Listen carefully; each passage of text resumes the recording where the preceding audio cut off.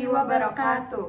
Perkenalkan, kami dari kelompok 5 teman kajian siswa SMA Negeri 1 Tasikmalaya dengan saya Keisha Apriliana Putri. Saya Revalina Septiani. Di sini kami akan melakukan praktikum mengenai hukum Archimedes. Hukum Archimedes berbunyi, suatu benda yang dicelupkan ke dalam suatu zat cair, baik sebagian maupun seluruhnya akan mengalami gaya ke atas yang besarnya seperti zat cair yang dipindahkan oleh benda tersebut. Sebelumnya, mari kita amati gambar kapal selam tersebut. Pernahkah kalian melihat fenomena tersebut? Gaya apa yang bekerja pada kapal selam tersebut sehingga dapat menyelam ke berbagai kedalaman? Alat dan bahan yang diperlukan dalam melakukan praktikum yaitu 3 buah gelas berukuran 250 ml, sendok, garam, 3 butir telur, dan 600 ml air. Tuangkan air sebanyak 200 ml pada setiap gelas. Perlu dicatat, gelas yang digunakan haruslah gelas bening. Kemudian, masukkan garam ke dalam gelas kedua sebanyak 1,5 sendok makan.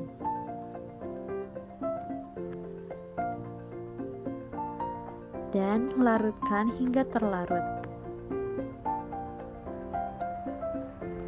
Masukkan juga garam ke dalam gelas ketiga sebanyak 3 sendok makan.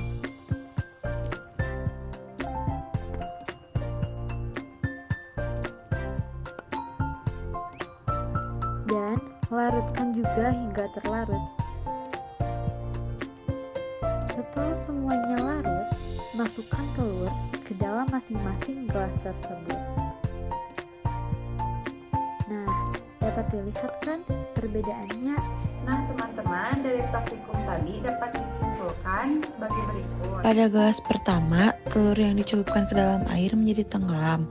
Massa jenis telur lebih besar daripada massa jenis air. Pada gelas kedua, telur yang dicelupkan ke dalam air menjadi melayang. Massa jenis telur sebanding dengan massa jenis air. Sedangkan pada gelas ketiga, telur yang dicelupkan ke dalam air menjadi terapung. Massa jenis telur lebih kecil daripada massa jenis air. Untuk lebih jelasnya dapat kita lihat pada tabel berikut. Agar dapat lebih paham terhadap praktikum hukum Archimedes ini, mari kita simak diskusi berikut. Mengapa pada gelas pertama telur tenggelam, sedangkan pada gelas ketiga telur terapung? Pada gelas pertama, massa jenis benda lebih besar daripada massa jenis air, sedangkan pada gelas ketiga, massa jenis benda lebih kecil daripada massa jenis air. Hal tersebut dikarenakan adanya garam, karena garam sangat berpengaruh terhadap kenaikan massa jenis zat cair. Dan massa jenis sendiri merupakan suatu tingkat kerapatan suatu benda.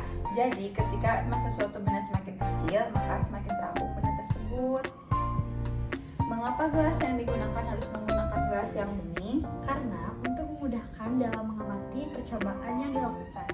Setelah praktikum yang telah kita lakukan, dapat disimpulkan bahwa jika massa jenis benda lebih besar daripada massa jenis zat cair, akan mengakibatkan benda tersebut tenggelam.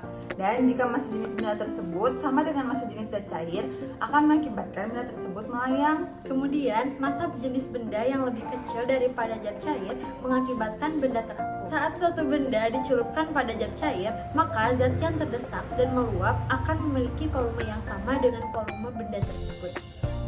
Kalian ingatkan fenomena yang tadi disebutkan? Kapal selam merupakan salah satu contoh dari penerapan hukum Archimedes. Kapal selam mampu mengatur massa jenisnya di dalam air agar bisa menyelam, melayang, dan mengapung di permukaan air. Caranya adalah dengan mengeluarkan atau memasukkan air untuk mengurangi atau menambah massa jenisnya. Baiklah, mungkin cukup sekian yang dapat kami sampaikan. Mohon maaf apabila ada kesalahan karena kesempurnaan hanya milik Tuhan.